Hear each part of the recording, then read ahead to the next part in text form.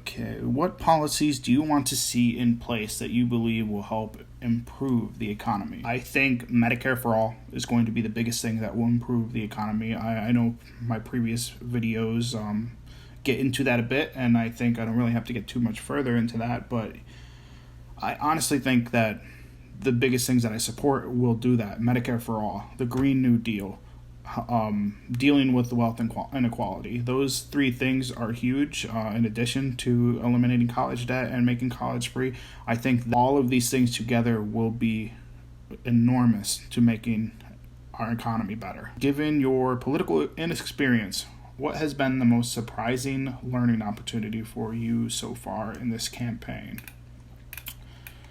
Okay, so I did a video where I answered this question, saying that the importance of money in politics was most surprising to me.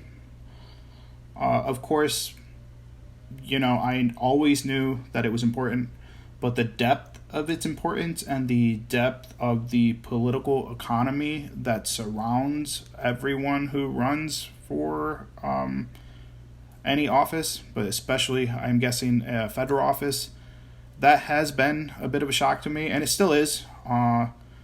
Even my mother's first reaction when I told her I was running for Congress was, pero Sammy, tú no tienes dinero.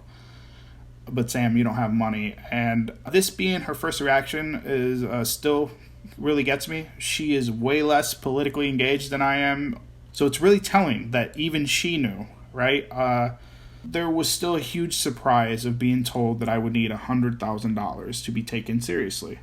Then I also needed to pay $3,125 just to be on the primary ballot, and you can circumvent that if you get 500 signatures from people signing a petition to put you on the ballot. I got in too late to really make that a possibility.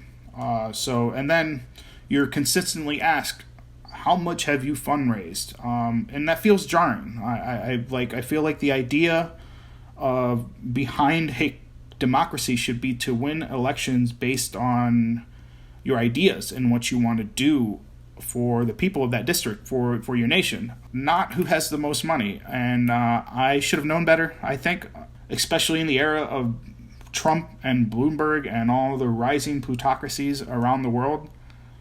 Regardless of all of that, when I had some more time to think about this question a little bit more, the truth to what is most surprising about all of this is that the truth is more personal.